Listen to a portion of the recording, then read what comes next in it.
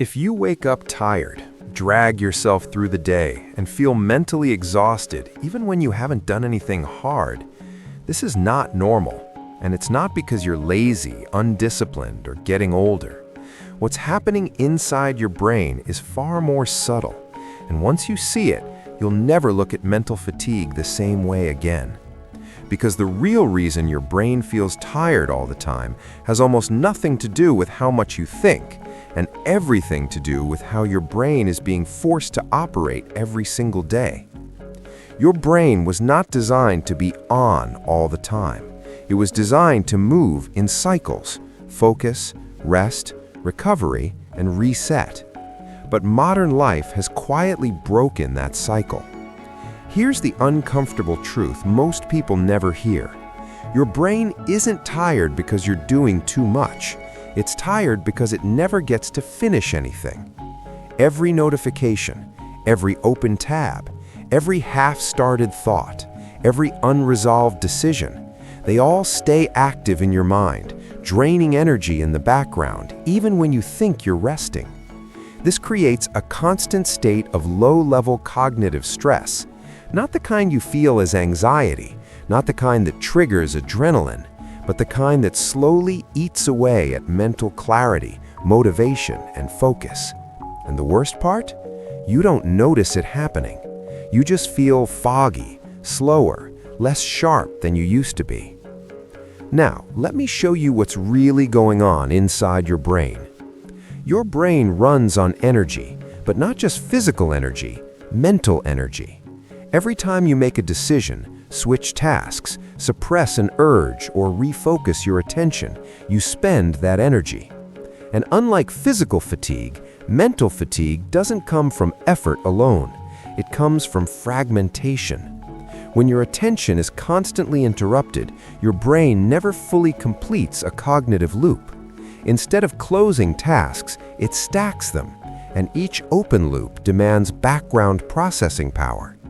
This is why scrolling through your phone feels easy, but leaves you more exhausted than an hour of deep, focused work. Your brain is jumping hundreds of times per minute, constantly reorienting itself. That reorientation is expensive. It burns glucose, it burns neurotransmitters, it burns mental stamina.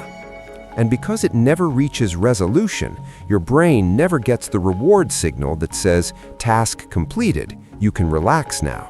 So it stays tense, all day. This is also why sleep doesn't fully fix the problem.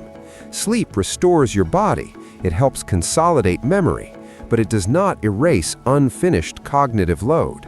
So you wake up already tired. Your brain starts the day with a backlog. Now, here's where it gets even more interesting. Most people assume mental tiredness means they need more stimulation, more caffeine, more motivation, more pressure.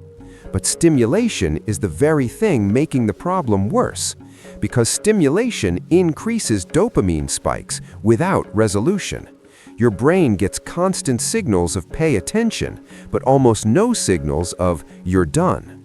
Over time, this trains your brain into a permanent state of alert fatigue, always scanning, never settling. And when your brain lives in that state long enough, something else happens.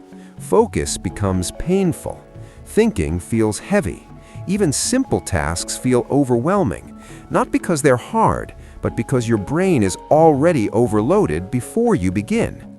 This is why you can sit down to work, feel exhausted immediately, and have no idea why. It's not the work, it's the accumulated cognitive noise. Now, let's talk about the most dangerous myth, the idea that mental exhaustion means weakness. It doesn't. It means your brain is being used incorrectly, like revving an engine in neutral all day and wondering why it overheats. So, how do you fix this? Not with hacks, not with motivation speeches, and not with willpower. You fix it by restoring the brain's natural energy cycle. The first step is reducing cognitive leakage. This means deliberately closing mental loops. When you write something down instead of keeping it in your head, you free mental bandwidth. When you batch decisions instead of making them all day, you conserve energy. And when you work in uninterrupted blocks, your brain finally reaches completion, and completion is restorative. Your brain relaxes not when you stop working, but when it finishes. The second step is lowering artificial stimulation. This doesn't mean becoming a monk or quitting technology. It means reducing constant novelty, checking fewer times, scrolling less frequently, letting your brain stay with one thought long enough to finish it. At first, this feels uncomfortable because your brain is addicted to interruption, but that discomfort is withdrawal, not boredom. And once you push through it, something remarkable happens. Your mind becomes quieter. Your thoughts feel lighter. Focus stops feeling forced. The third step is restoring true mental recovery. Real recovery is not passive consumption, watching videos, scrolling feeds, background noise all day. Those keep your brain in processing mode. Real recovery is low input states, walking without headphones, sitting in silence, letting your mind wander without stimulation. This allows your nervous system to downshift, and when it does, mental energy begins to return naturally, not in a rush, but steadily. This is how people regain mental sharpness without more caffeine, supplements, or pressure. They stop draining energy unconsciously. Now, here's the most important thing to understand. Mental fatigue is not a life sentence. Your brain is incredibly adaptable. When you change the environment, it rewires itself. Focus comes back, clarity returns, motivation reappears. Not because you try harder, but because your brain finally feels safe enough to concentrate again. And if this message hit home, if you've been blaming yourself for feeling tired, foggy, or unmotivated, understand this: nothing is wrong with you. Your brain is just exhausted from being pulled in too many directions for too long. And the moment you start protecting it instead of punishing it, everything changes. If you want more content like this, content that explains what's really happening inside your mind and how to fix it, make sure you stay connected.